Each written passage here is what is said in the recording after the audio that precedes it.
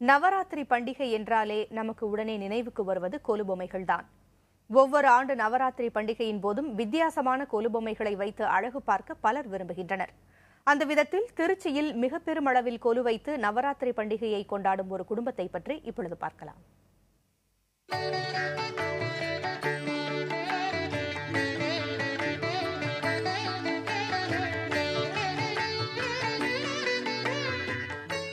பல்வேறு வண்ணங்களில் செய்யப்பட்டுள்ள பொம்மைகள், அழகான வேலைப்பாடுகளுடன் உருவாக்கப்பட்ட கடவுள் சிலைகள் உள்ளிட்டவை படிகளை அலங்கரிக்க ஒரு மாலை பொழுதில் நவராத்திரி பண்டிகையை கொண்டாட தயாராகின்றனர் இந்த குடும்பத்தினர்.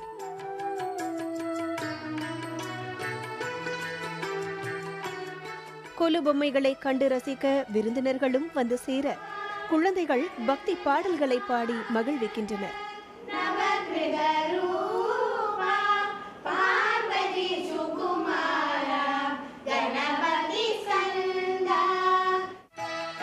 கொலுவை காண வந்தவர்களுக்கு விதவிதமான இனிப்புகள், சுண்டல் ஆகியவை பரிமாறப்படுகின்றன. அவர்களுக்கு இறுதியில் வெற்றிலை பாக்குடன் பரிசு பொருட்களும் வழங்கப்படுகின்றன. என்ன பண்ணுறா இவன் சரி சிவன் ஒரு மாதிரியான இது ஊசி மேலே தவம் இருக்கா அம்பாள். 10 நாளும் ஊசியில் தவம் இருக்கனால பட்னியோடு இருக்கிறதுனால நம்ம அம்பாளை சாந்தப்படுத்துறதுக்காக ஒரு நாளைக்கு டெய்லி ஒரு நாள் ஸ்வீட் ஒன்று சுண்டல் ஒன்று பண்ணி அம்பாளை சாந்தப்படுத்துறது. இதுதான். இதில் 3 நாள் துர்க்கையை நம்ம ரொம்ப கொண்டாடுவோம். புராண கதைகள் மற்றும் செய்திகள் அடுத்த தலைமுறைக்கு கொண்டு செல்லப்பட வேண்டும் என்பதற்காகவும் இந்த நவராத்திரி பண்டிகை கொண்டாடப்படுவதாக கூறுகிறார் இந்த குடும்பத்தின் மூத்த உறுப்பினர் உஷா.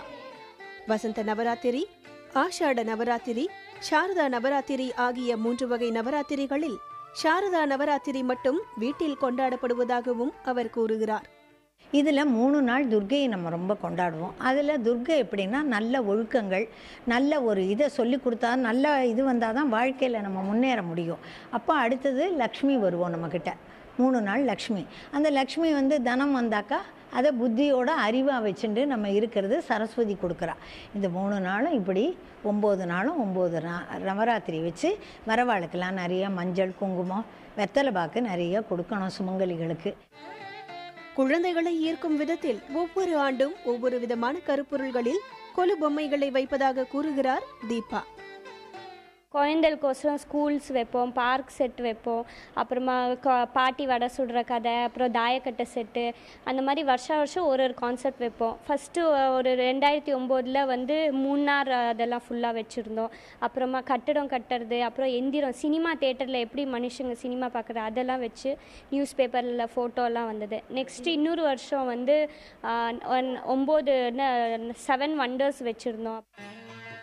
எந்த ஒரு பாகுபாடும் சாதி மத வேறுபாடும் பார்க்காமல் சமத்துவத்தோடு கொண்டாடப்படும் பண்டிகையாக நவராத்திரி விளங்குவதாகவும் கூறுகின்றனர். புதிய தலைமுறைக்காக செய்தியாளர் சுகன்யா.